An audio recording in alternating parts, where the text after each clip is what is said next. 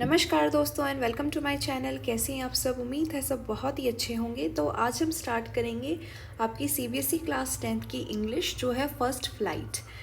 आपकी बुक का नाम है ना फर्स्ट फ्लाइट। उसके अंदर एक पोएम है जो है डस्ट ऑफ स्नो। और ये जो पोएम है काफ़ी सिंपल सी है और इसको लिखा है रॉबर्ट फ्रॉस्ट ने। ये जो है बहुत ही फेमस पोएट हैं, ये अमेरिका के हैं, तो इसलिए हम कहेंगे ये एक अमेरिकन पोएट हैं।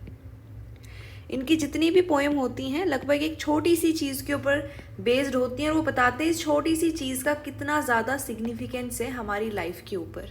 तो वैसे ही है कि जो पोएम है एक छोटे से इंस्टेंस के ऊपर बेस्ड है और इसका जो बहुत ही बड़ा इम्पैक्ट उनकी लाइफ में होता है, एक बहुत ही बड़ी सीख वो यहाँ से सीखते हैं। तो हमारा जो पोएम है उसका नाम है डस्ट ऑफ स्नो। तो ऐसा मान लो कि आपके घर के आगे सुबह आप उठते हो और आप देखते हो बहुत सारी बर्फ़ गिरी हुई है और आपको आपकी मम्मी कह दे जाओ बेटा बाहर खेल लो, आपको कैसा लगेगा? बहुत अच्छा लगेगा। तो स्नो क्या है यहाँ पे? सिंबल ऑफ जॉय, यानी हैप्पीनेस का एक सिंबल है। और डस्ट, यहाँ पे डस्ट का मतलब है पार्टिकल, तो इसका ओवरऑल मीनिंग बना पार्टिकल्स ऑफ स्नो। ठीक है, तो यहाँ पे ये क्या रिप्रेजेंट कर रहे हैं? हैप्पीनेस को रिप्रेजेंट कर रही हैं। और जो वेस्ट साइड हमारे जो इंडिया है उसके वेस्ट में जितनी भी आपकी जैसे अमेरिका, ये जितनी भी आपकी कंट्रीज़ हैं, यहाँ पे जो क्रो है, और अक्सर हमारे यहाँ पे भी कुछ स्टेट के अंदर जो क्रो यानी कौवा होता है उसको अपशगुन माना जाता है, यानी कि बैड ओमेन मानते हैं। तो वैसे ही अमेरिका के अंदर भी जो क्रो है उसको बैड ओमेन यानी अपशगुन माना जाता है। और जो हेमलॉक ट्री है एक प्रकार का पॉइजनस ट्री है, यानी जहरीला पेड़ है। इसके जो फ्लावर्स होते हैं, फूल होते हैं, वो वाइट कलर के होते हैं और वो जहरीले होते हैं। और यहाँ पे रूट का मतलब है रिग्रेट। तो इस पोएम को स्टार्ट करते हैं। The way a crow Shuk down on me the dust of snow from a hemlock tree. तो यहाँ पे क्रो और जो हेमलॉक ट्री है इनको यहाँ पे लेकर रॉबर्ट फ्रॉस्ट यहाँ पे ये दर्शाना चाहते हैं कि उनका जो मूड है वो सैड है, वो डिप्रेसिव है, यानी वो अच्छा फील नहीं कर रहे हैं। इसीलिए उन्होंने क्रो का यूज़ किया है और हेमलॉक ट्री का यूज़ किया है। तो इसमें इन्होंने बस इतना बताया है कि मैं हेमलॉक ट्री के नीचे वो वहाँ से गुजर रहे थे या फिर वहाँ पे बैठे थे, खड़े थे, ये जिक्र नहीं किया है।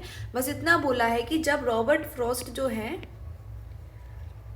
ये हेमलॉक ट्री मान लो और इसके नीचे जो है वो रॉबर्ट फ्रॉस्ट हमारे पोएट हैं। इस पे होता क्या है, ये जो हेमलॉक ट्री है इसके ऊपर एक कौवा आता है, कौवे को ब्लैक कलर से ही बना लेते हैं।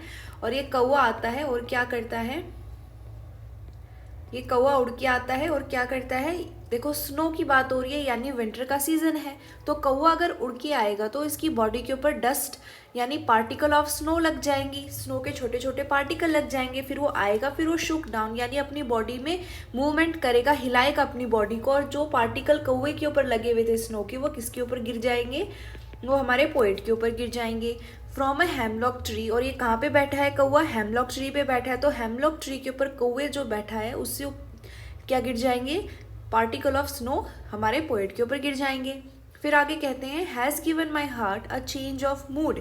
यहाँ पे चेंज हो जाएगा उनका मूड। पहले कैसा था उनका मूड? सैड था, डिप्रेसिव था। अब इनका मूड जो है वो चेंज हो जाएगा। And said some part. पहले इनका मूड सैड था, ये क्या कर रहे थे इस पेड़ के नीचे? ये ओवर थिंकिंग कर रहे थे, ये बहुत ज़्यादा सोच विचार कर रहे थे, बार बार एक ही चीज़ को सोचे जा रहे थे कि उनका जो दिन है वो अच्छा नहीं गया, ये उनके साथ बुरे बुरे यहाँ पे इंसिडेंट हुए। वो ये सोच रहे थे कि अभी तक मेरा जितना डे था वो बिल्कुल ही ख़राब था, जिसकी वजह से वो डिप्रेसिव सैड फील कर रहे थे। लेकिन जैसे ही कौवे ने कुछ पार्टिकल स्नो के हमारे पोएट के ऊपर गिरा दिए, वैसे ही उनका जो ध्यान है वो हट गया। ये ओवर थिंकिंग कर रहे थे तो इनके दिमाग में जो डिप्रेसिव थॉट्स हैं वो आ रहे थे, लेकिन जैसे ही इनके ऊपर पार्टिकल गिरे स्नो के, इनका ध्यान वहाँ से हट गया। और जो उनका समय है, अगर उनका ध्यान नहीं हटता तो वो बस यही सोचते रहते कि मेरा पूरा दिन बहुत ख़राब गया।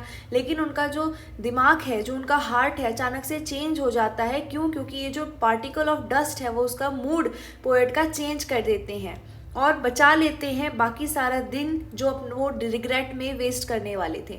यानी अगर ऐसा नहीं होता है, कौवा नहीं आता और उसके पार्टिकल स्नो के नहीं गिराता पोएट के ऊपर, तो हो सकता था कि वो और भी ज़्यादा टाइम अपना सैड रहकर, डिप्रेसिव रहकर वेस्ट कर देते। तो वो ये कहते हैं कि क्रो और जो हेमलॉक ट्री है, जिसे हम बैड ओमेन, एक अपशगुन मानते हैं, हमेशा ऐसा नहीं होता कि वो हमारी लाइफ के अंदर बुरी चीज़ें ही करे या बुरी चीज़ें ही लेके आए।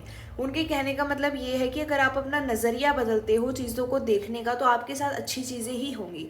जैसे उन्होंने यहाँ पे बताया कि जो क्रो और हेमलॉक ट्री है, अक्सर लोग सोचते हैं कि इनकी वजह से हमारी लाइफ में कुछ बुरा होगा, लेकिन पोएट ने सेकंड स्टैंजा में आपको यही चीज़ समझाने की कोशिश की है कि जिस चीज़ को हम सब बुरा मानते हैं हमेशा ये नहीं होता कि वो चीज़ बुरी ही है। आपको क्या करना है, बस अपना पर्सपेक्टिव बदलना है लाइफ को देखने का।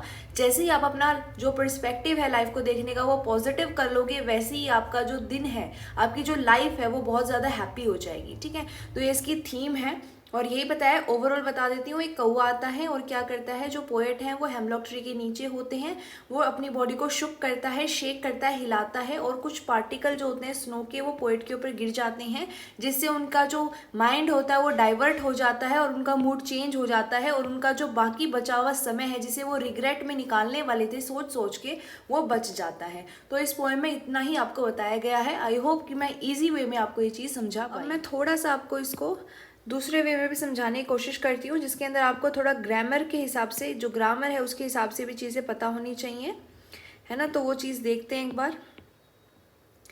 सबसे पहले तो यहाँ पे पोएट कौन है, यहाँ पे है रॉबर्ट फ्रॉस्ट। तो रॉबर्ट फ्रॉस्ट जो है काफ़ी फेमस पोएट हैं।